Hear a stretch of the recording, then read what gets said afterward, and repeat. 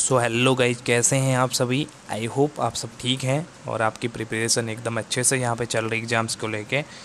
यहाँ पे एक बहुत बड़ा अपडेट कहें या एक बहुत बड़ी इन्फॉर्मेशन कहें या एक बहुत बड़ी कन्फ्यूजन को दूर करने वाली वीडियो कहें, वो आपके सबके सामने मैं लेके आया हूँ। वो है अल्टी एग्ज़ाम्स को लेके। अल्टी एग्ज़ाम होगा या नहीं होगा, अगर होगा तो उसमें क्या कोविड का क्या रोल रहेगा, कोविड पॉजिटिव वाले बैठ सकेंगे नहीं बैठ सकेंगे, बाहर से आने वालों की बॉर्डर पे जो नेगेटिव की रिपोर्ट दिखानी ज़रूरी है या नहीं है, इन सब कन्फ्यूजन्स को लेके बहुत लंबे समय से यहाँ पे टाइम से चल रहा है।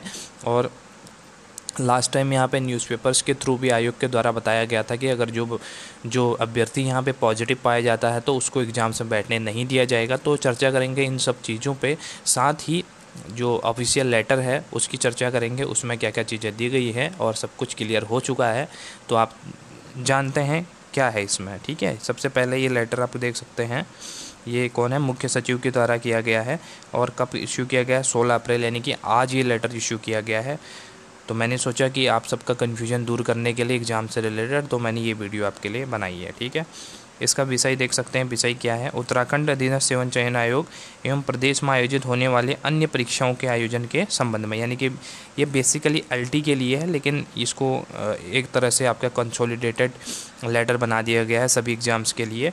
यहाँ पे देख सकते हैं महोदय क्या लिखा गया, उपरोक्त विषय के संदर्भ में अवगत कराना है कि उत्तराखंड अधीनस्थ सेवा चयन आयोग द्वारा आयोजित की जाने वाली सहायक अध्यापक अल्टी परीक्षा एवं प्रदेश में आयोजित होने वाली अन्य परीक्षाओं के संदर्भ में निम्नलिखित प्रावधान दिए गए हैं। ठीक है, तो इसमें बेसिकली 3 यहाँ पे प्रावधान दिए गए हैं। सबसे पहला कहा गया है कि आपको जो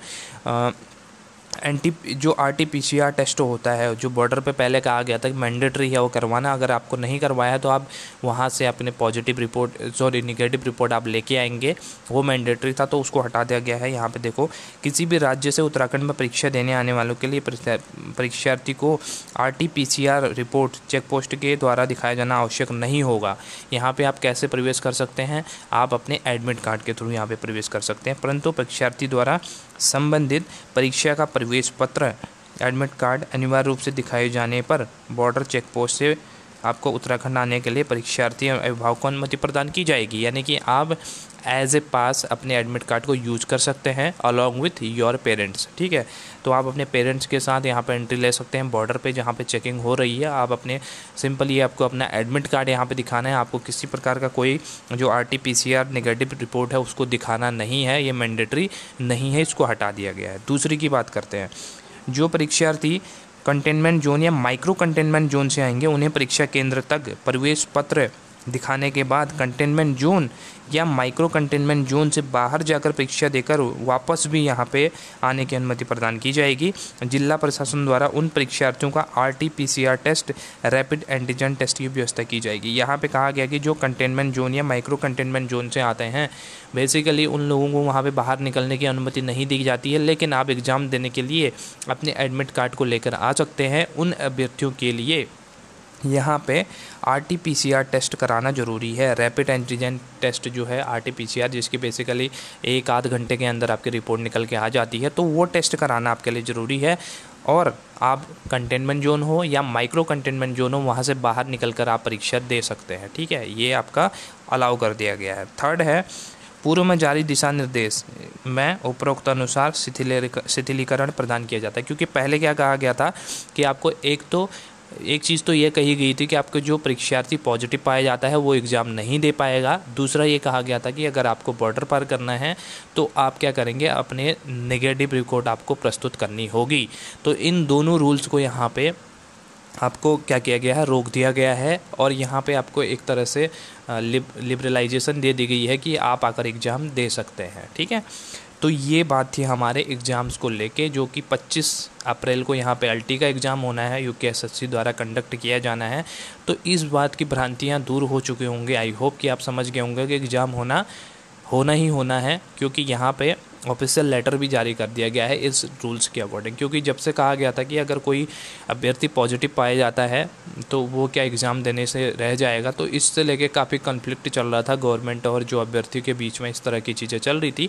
और साथ ही जो बाहर से आने वाले थे, जो कंटेनमेंट जोन से आने वाले थे, जो बॉर्डर को क्रॉस करके आने वाले थे, तो उन लोगों की बड़ी समस्या यहाँ पे देखने को मिल रही थी कि बॉर्डर पे चेकिंग हो जाएगी, बाई चांस अगर आप पॉजिटिव आ गए तो आपको रोक दिया जाएगा, तो इस तरह की चीज़ें। तो आपको बेसिकली अपना जो एडमिट कार्ड है उसको ही आपको एज ए पास यहाँ पे यूज करना है और आप आसानी से यहाँ पे पेपर देने के लिए सेंटर पे अपने जा सकते हैं। तो इतनी बात से आप समझ गए होंगे कि एग्ज़ाम तो होना ही है। अगर एग्ज़ाम हो जाए तो अच्छा है, क्योंकि अगर एग्ज़ाम अभी लेट हो गया, अभी पोस्टपोन हो गया, तो ये काफ़ी टाइम, लंबे समय तक पोस्टपोन भी हो सकता है, 1 साल 2 साल भी लग सकते हैं। तो आप अपनी तैयारी जारी रखो और 25 तारीख को जो एग्ज़ाम हो रहा है उसकी अच्छे से आप तैयारी कर सकते हैं। इससे आपको थोड़ी सी अपनी पॉजिटिव एनर्जी मिलेगी अपने एग्ज़ाम ओरिएंटेड तैयारी करने के लिए। तो ये लेटर बेसिकली इसी चीज़ को एक्सप्लेन करता है।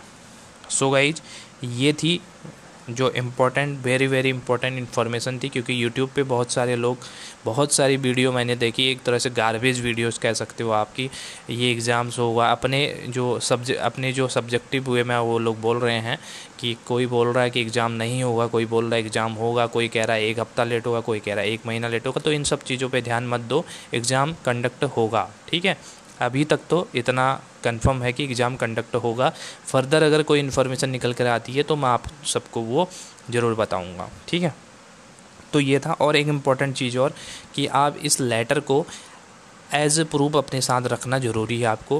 हो सकता है कि बॉर्डर पर ये इन्फॉर्मेशन अगर पुलिस वालों को, जो आपको रोक रही मेडिकल टीम, उनको पता ना हो, तो इस तरह के लेटर को आप वहाँ पर रेफ़र कर सकते हैं, एज ए रेफरल आप वहाँ पर दिखा सकते हैं कि ये ऑफिशियल लेटर में ये सब चीज़ें मेंशन की गई हैं कि आप जो है अपनी एडमिट कार्ड के थ्रू एग्ज़ाम देने आ सकते हैं विदाउट जो आपका RT-PCR नेगेटिव रिपोर्ट है, ठीक है। तो ये आप सबको करना है। बाकी इसका स्क्रीनशॉट लेके भी आप रख सकते हैं। ये मैंने इतना मिनिमाइज कर दिया है, इतना आपके लिए काफ़ी रहेगा। इतना आप इसको, एक सेकेंड, इतना आप इसको स्क्रीनशॉट लेके रख सकते हैं। और साथ ही अगर आपको ये अगर PDF चाहिए, ये आपको PDF अगर चाहिए रहेगी, तो आप मुझे कमेंट बॉक्स में बता सकते हैं, मैं आपको इसका लिंक दे दूँगा PDF को डाउनलोड करने का। आप वहाँ से भी ये PDF को ले सकते हैं, या फिर डायरेक्टली मैं आपको प्रोवाइड भी करा सकता हूँ। सो गाइस, ये थी आपकी इन्फॉर्मेशन आज से LT एग्ज़ाम से रिलेटेड। तो बाकी इन्फॉर्मेशन के लिए ऐसे ही चैनल पे बने रहिए। Stay tuned with the channel. Thank you for watching और all the best for your exam. Bye bye.